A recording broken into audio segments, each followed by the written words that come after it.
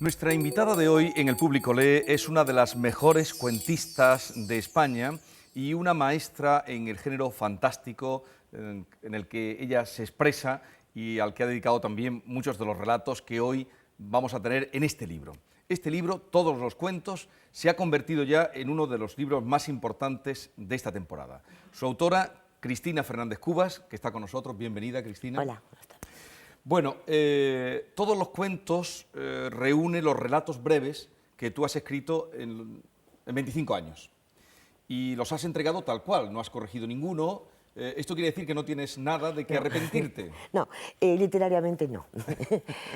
No, digamos, hay mínimas correcciones, es decir, quizás una frase que nunca me gustó, he aprovechado para cambiar el verbo, por ejemplo, o algunas cosas sobre todo de carácter editorial, por ejemplo, con los tiempos han ido cambiando el criterio editorial, las cosas que se ponían en cursiva ahora se ponen en letra normal, pequeñas correcciones de este tipo, pero no, fundamentalmente son los mismos. Pero claro, aquí no es antología ni cuentos escogidos, son los 21 cuentos, relatos que tú has escrito y entonces esto quiere decir que tú te lo piensas mucho antes de escribir. Antes de publicar, más bien. Antes de publicar. Sí. Sí, para mí me gusta mucho el proceso de escritura, es algo de lo que disfruto mucho y en el que se revelan cosas que a veces el autor no sabe, es un proceso interesante para mí.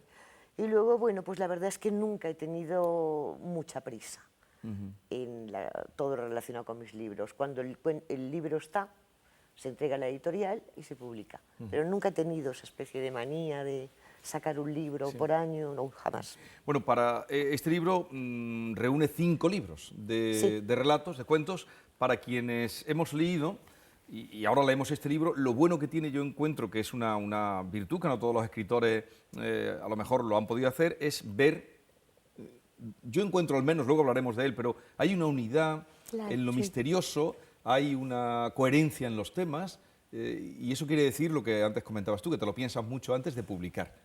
Sí, y luego también que, bueno, lo que ha ocurrido, eso para mí ha sido un piropo.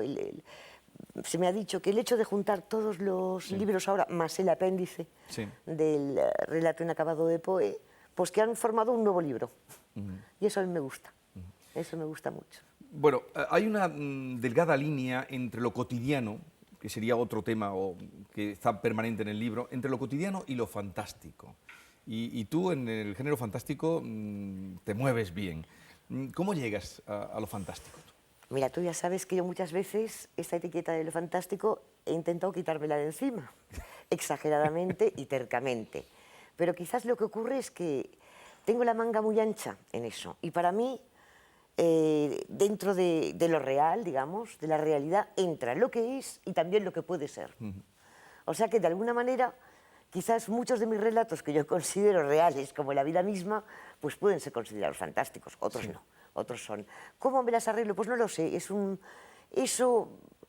es un gusto que me nace ya desde pequeña, el gusto por leyendas, por sucesos inexplicables, por cuentos de miedo, pero sobre todo por situaciones inquietantes. Eso es algo que desde pequeña he tenido y que, bueno, luego he desarrollado. Pero a lo mejor algo ha tenido que ver también, ahora que hablas desde pequeña, el que tu hermano te leyera cuentos de Edgar Allan Poe y tu tata de Agatha Christie, pero a todos nos han contado cuentos, a lo mejor no de ese nivel, pero y nos quedamos con lo real y no pasamos a lo fantástico. Porque a mis hermanas también se los contaban y nada, y se morían de miedo por las noches, y en cambio yo no, yo me encantaba. O sea, mi hermano, más que leernos Poe, nos contó a Poe, porque éramos muy pequeñas, La casa Usher, y me fascinó, me fascinó. Yo creo que luego, pues cuando ya fui adolescente, ya la leí por mis propios medios, y bueno, y descubrí a Poe, Escarabajo de Oro, por ejemplo, jugué muchísimo, todo un verano con el Escarabajo de Oro. Bueno, aquí tenemos prácticamente, creo que todos los libros que componen este libro, todos los cuentos, cada uno como se editó, ¿no? Creo que sí. El ángulo del horror, los saltillos de Brumal. Y luego hay aquí una obra de teatro que tú escribiste. ¿Solo una has escrito? Hermanas de Sangre. De momento solo una, sí. ¿Y se representó? ¿Se llegó a representar? Se hizo una película. Y son cosas raras sí, que pasan en sí. este país. O sea, se hicieron lecturas teatrales, se hizo una lectura dramatizada en Valencia y otra en Francia, pero en realidad se llevó al cine. Hay una película. También nos faltaría El Columpio, que es El Año de Gracia, y El Columpio, Sí. que son novelas tuyas. Sí, y luego Cosas que ya no existen. Cosas que no existen, a mí me gustó mucho ese libro también. Muchas gracias, porque a mí me sentí como quien se quita una mochila llena de piedras cuando terminé de Sí, escribirlo. ¿y por qué? Bueno, porque yo siempre había jugado con la ficción, digamos, y ahí pues me propuse desde el primer momento no contar nada que no fuera verdad. O sea, todo lo que cuento es cierto, aunque a veces no lo parezca. Sí, sí. Quizás la forma de narrarlo. Y bueno, claro, fue un pulso con la memoria.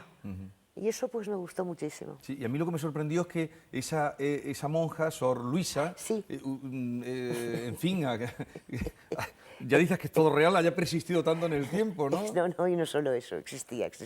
¿Qué te hizo esa monja? Vamos. Pues bueno, lo que cuento ahí. En fin, era una monja mala.